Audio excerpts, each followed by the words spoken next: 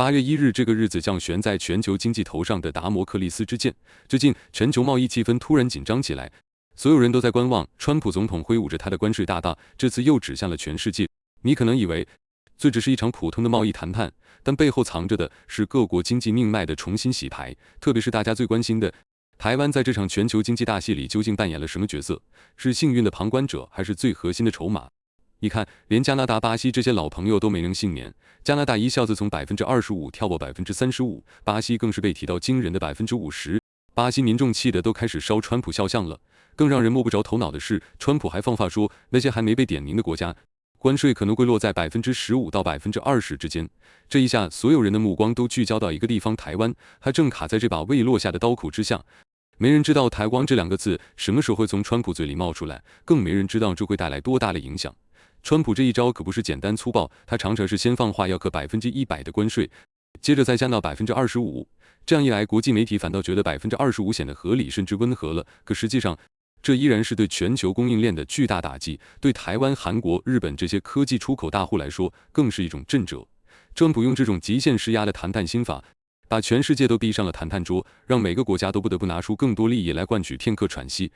那么，台湾真的能幸免于难吗？还是说，他只是被美国当成最后的底牌，留到最关键的时刻再出手？全球都在等着川普的下一张关税牌，而台湾却显得异常安静，至今还没收到正式的关税通知。最乍一看，好像是美国对台湾的特殊照顾。毕竟作为亚太地区的重要伙伴，台湾被排除在第一波、第二波的纯税名单之外，似乎说明了台美关系的特别。但只要我们冷静下来想一想，就会发现这里面隐藏着更大的玄机。沉默有时候反而是最危险的信号。台湾暂时没被点名，并不是因为它特别好，而是因为美国还在盘算怎么利用台湾才能换取最大的战略利益。台湾全球半导体的心脏。首先，我们必须认清一点，台湾可不是一般的出口地区，它是全球半导体产业链的核心枢纽。从台积电到联发科，台湾撑起了全球先进芯片的制造能力，也牢牢地拴住了美国科技巨头的命脉。尤其在美中科技竞争日益激烈的背景下，台湾对美国的价值已经远远超越了贸易本身，它更是国家安全和科技霸权的关键支点。正因为如此，美国对台湾的半导体产业有着更敏感的考量。根据美国的贸易扩展法第232条，像半导体、ICT 产品这些高科技产业并不会第一时间被纳入关税谈判，而是会单独进行国安审查。换句话说，美国自己也需要先算清楚，对台湾加征关税会不会反而伤到自己。但大家千万别因此就乐观起来，因为这恰恰意味着台湾被留到后面，不是被遗忘，而是被当作最值钱的底牌，准备在最关键的时刻打出来，逼出最大的让步。台湾的处境其实更复杂，因为关税谈判绝不仅仅是纯粹的经济问题，它已经被美国放进了更大的地缘政治棋局。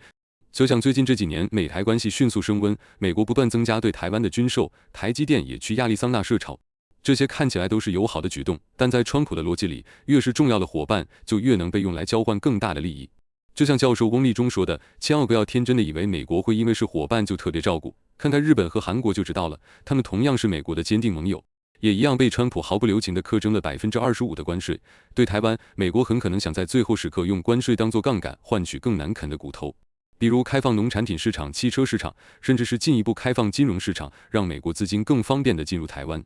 从表面上看，台湾对美国的贸易顺差其实不算特别巨大。如果我们把半导体和 ICT 产品拿掉，总量更是小到不太值得优先处理。但台湾最吸引美国的地方，是一个常常被大家忽视的方面——金融与资本市场。根据专家的分析，台湾拥有庞大的外汇存底和高度稳定的金融体系，长期被美国金融机构视为优质市场。最近台湾金管会和外资投信会谈的时候，像贝莱德、联博、景顺这些美系巨头都表现出了强烈的兴趣，想要进一步扩大在台湾的布局。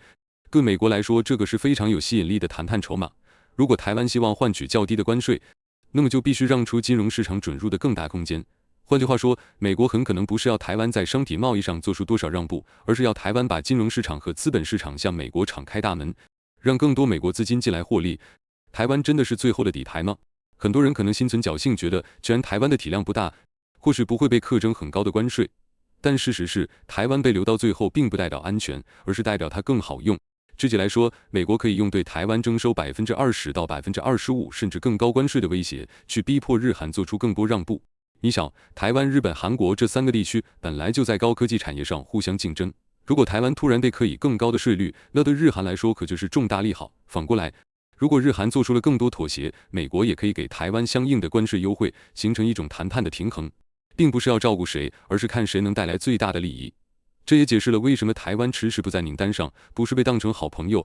而是被当成压箱底的杀手锏。正咱们推测，如果川普真的对台湾喊出20%到25%，甚至更高到32%或35%的关税，那也完全不用意外。假如关税最后设定在25%，那就是和日韩看齐，这是最正常的极限。如果是32%或35%，那目的就是要在关键时刻施压台湾，让台湾在农产品、汽车或者金融开放上做出更多妥协。还有一种可能性，就是少于20%的友善税率，但说实话，这几乎是不可能的，因为对川普来说，那就太便宜了。虽然台湾的贸易顺差相对较小，但在美中对抗中，台积电的战略地位以及台湾资本市场的潜力，综合起来看，这足以让美国在最后阶段用这一招逼出更多利益。从表面上看，台湾暂时没被点名，好像逃过一劫。但如果我们回头看看川普一贯的谈判策略，台美之间复杂的政治经济关系，以及台湾的半导体地位和资本市场价值，就不难发现，台湾并没有安全，只是被美国用更大的耐心当作谈判桌上的底牌。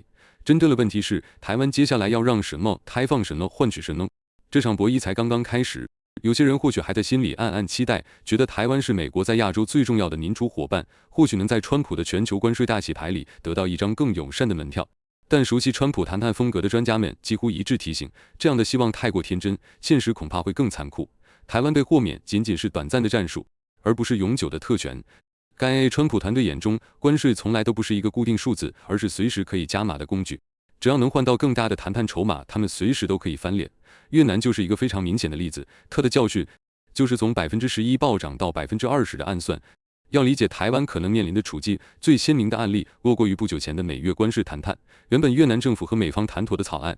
条件是大幅调降越南出口到美国的关税，税率大约落在11%左右。这个条件让河内方面信心满满，甚至在内部宣布已经接近达成历史性的低税协议。可就在川普和越南总书记苏林的一通电话后，事情急转直下。川普直接无视谈判共识，在社交平台上宣布越南出口到美国的关税要调到20%，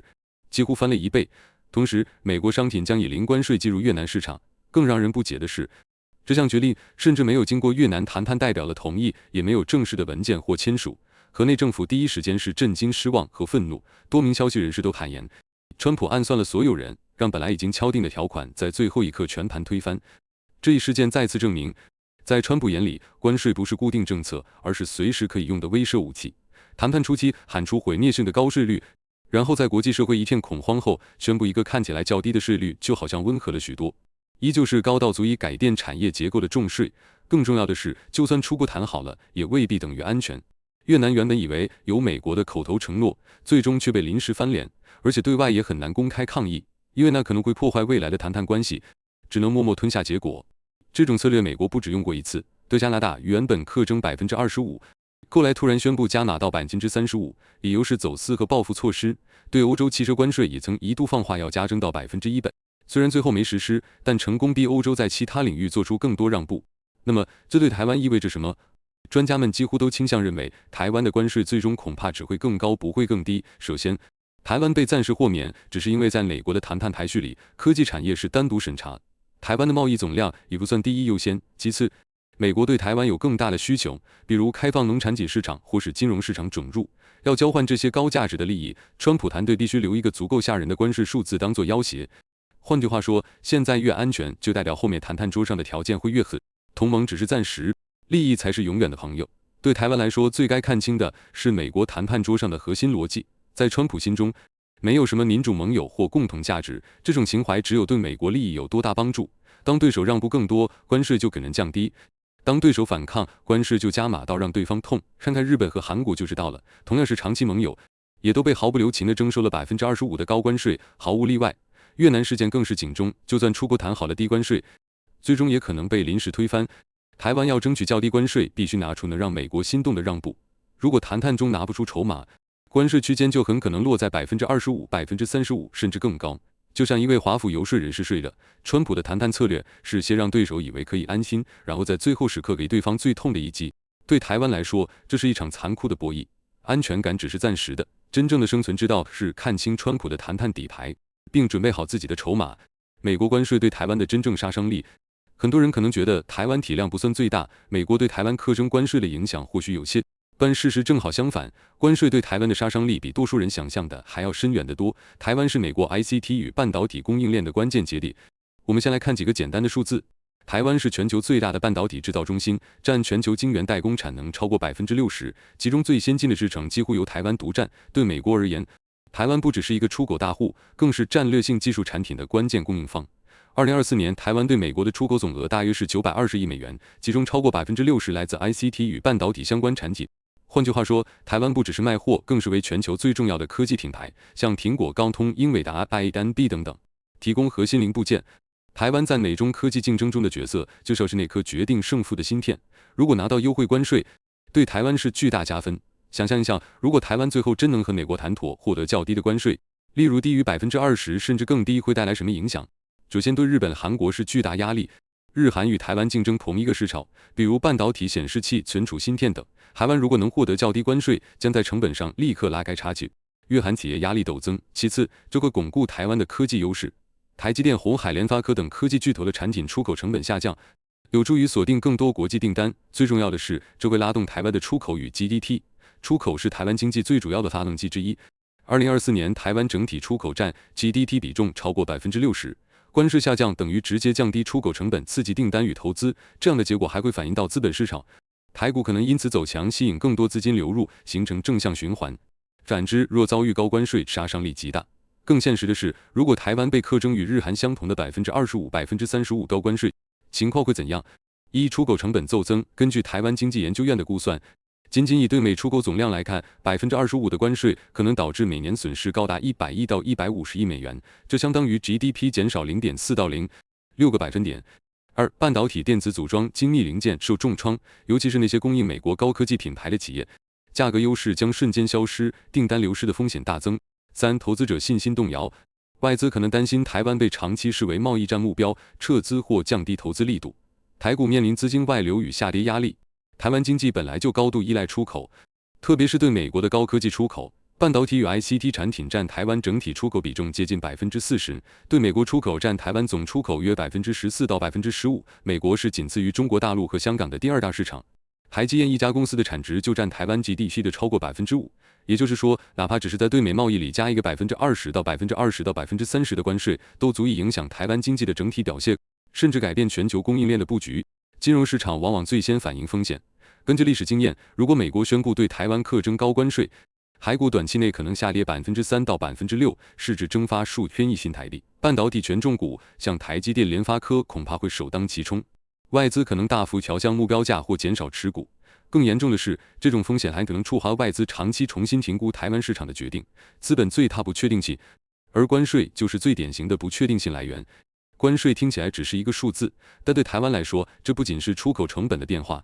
更是全球科技供应链版图的重新洗牌。如果台湾关税较低，将吸引更多跨国科技公司把生产线、关键研发和订单倾向台湾。如果台湾被课以高关税，可能迫使跨国公司将部分产能转往越南、泰国甚至日韩，减少对台湾的依赖。所以关税数字背后其实是台湾未来10年的竞争力与战略地位。总的来说，如果台湾能在最后谈判中拿到优惠关税，将可能巩固甚至提升台湾在全球科技产业的核心地位，也给台湾经济带来更多投资订单和就业机会。但如果谈判失败，或者被川普当作谈判工具而挤出高税率，那将直接冲击出口、台股与 GDP。这不仅仅是一个贸易数字，更是影响台湾未来10年产业就业与资本市场的关键转折点。3种可能的结果，全球经济的未来走向。川普大刀阔斧的关税大洗牌，让全世界都紧盯着8月1日，这个可能改变格局的关键日子。第一种结果，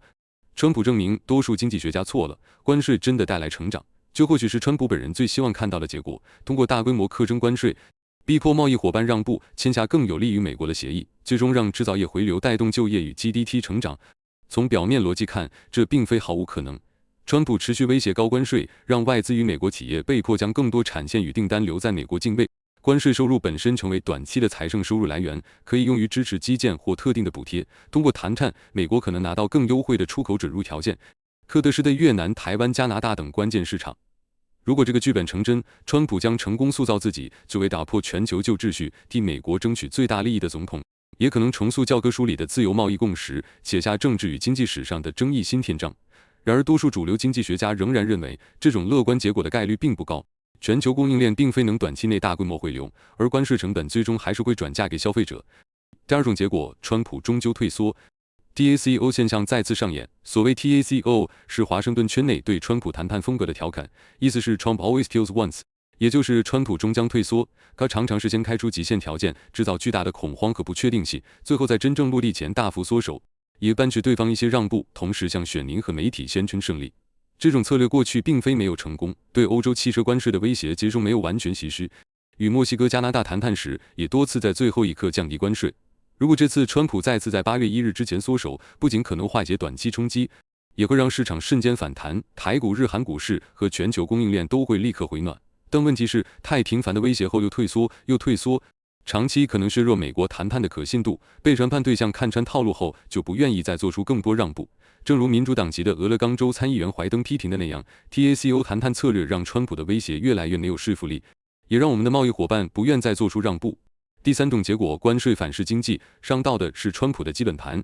这是最让人担心，但在专家眼中几率不低的剧本。关税不仅没带来成长，反而打击了美国本土的经济。对进口依赖度高的行业，比如汽车零售、食品加工，成本上涨，最终由消费者买单。部分被关税瞄准的地区，比如加拿大、巴西、台湾、越南，也可能采取报复措施，进一步削弱美国出口。投资者会担忧长期的不确定性，减少投资或外溢，拖累 GDP 增长。尤其讽刺的是，去年帮助川普重返白宫的选民群体，恰恰集中在中西部制造业与农产品出口州，而他们也可能成为高关税的直接受害者。民主党参议员怀登形容，这种反效果让美国经济陷入一种关税阵雨，不确定性迟迟无法落地，体验与消费者不知该如何调整计划，经济增长被迫踩刹车。不论结局是哪一种，川普这套极限关税战术最大的后果，其实是让全球贸易体系的游戏规则发生了质变。它从一个基于长期透明可预测的规则体系，变成了随时可能因为一张关税信函就重新改写谈判桌的局面。国家之间信任度下降，跨国投资必须准备更多备用方案，